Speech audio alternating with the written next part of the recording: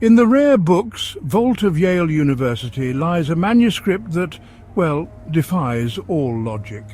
Bound in fine calf skin and filled with 240 pages of undeciphered script and surreal illustrations, it is known only as the Voynich Manuscript. Discovered in 1912 by antique book dealer Wilfrid Voynich, it has baffled historians, linguists and cryptographers ever since. Its origin? Unknown. Its author? Anonymous. Some say it's a medieval medical text. Others claim it's an elaborate hoax. But there's one thing everyone agrees on. It was never meant to be understood easily. The script is written in a language that doesn't match anything on Earth. A language with rules, structure, but no known roots.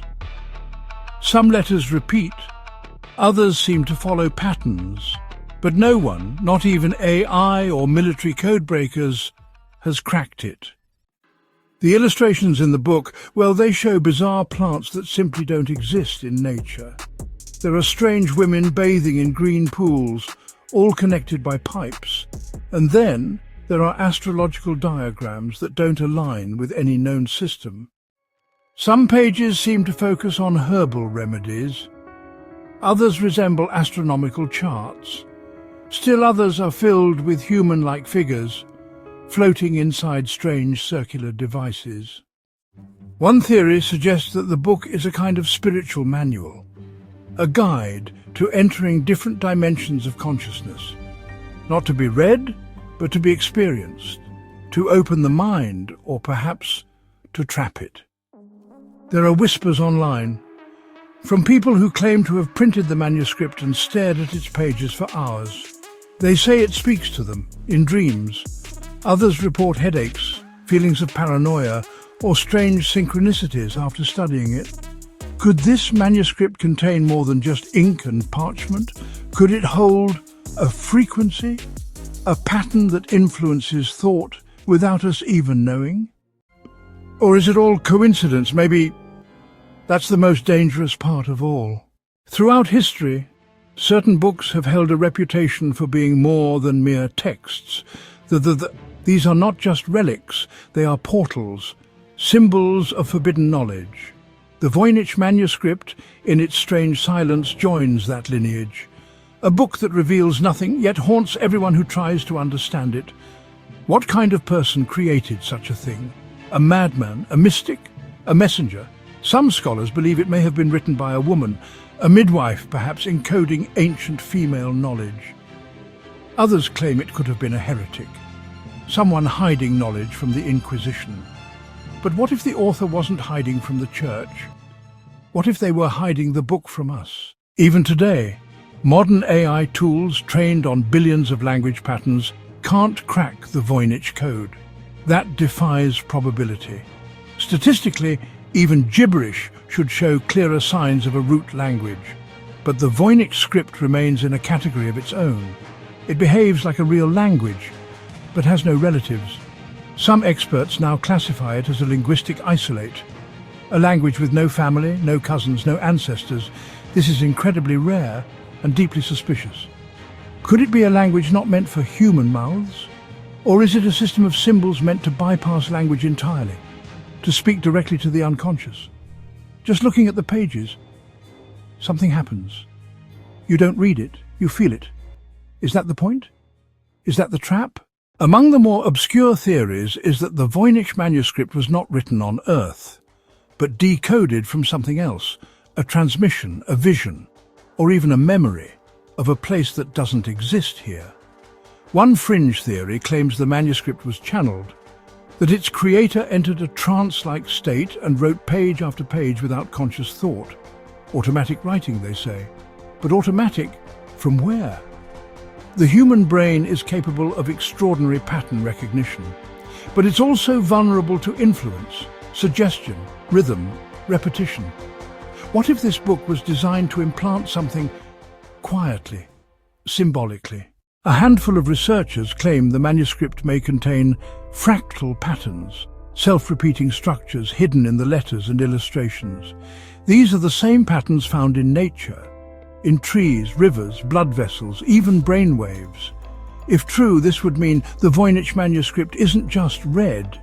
Its shapes may mimic patterns of thought, its logic may resonate with the architecture of the mind. This would explain why it feels but indecipherable, as if the book knows how we think but doesn't want us to know. Let's ask something dangerous.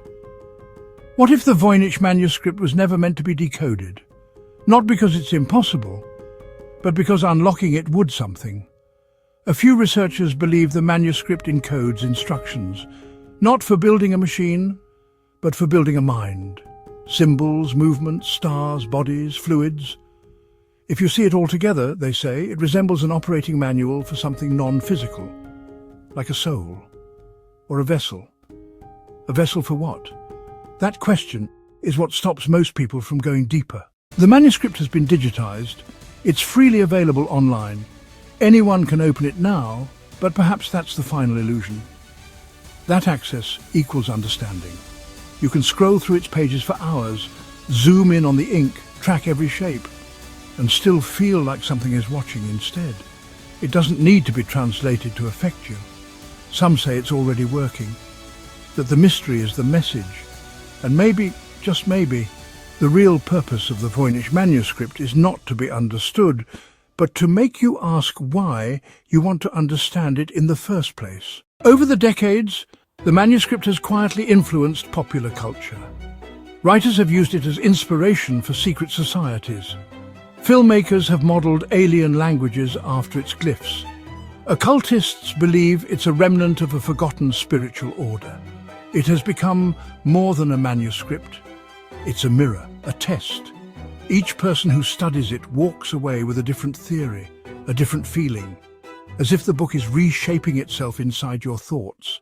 Could that be its true power? A book with no title, no author, no language, and no known purpose. Yet it survives. For centuries it has outlived wars, empires, plagues, and even time itself. Preserved not because we understand it, but because we.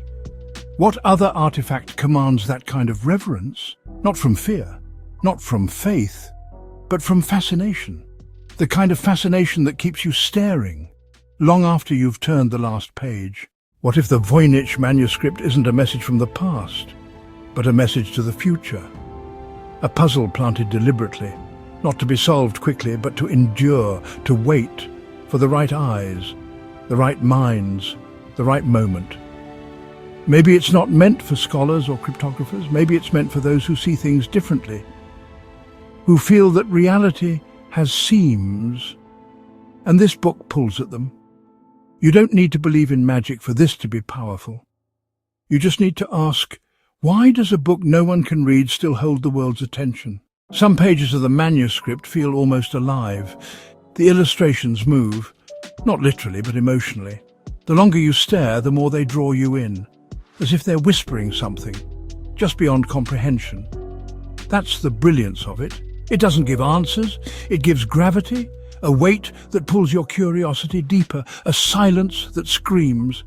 Maybe it was never meant to be read, because once you truly understand it, you might not come back the same. Maybe the manuscript is not a mystery to be solved, but a mirror.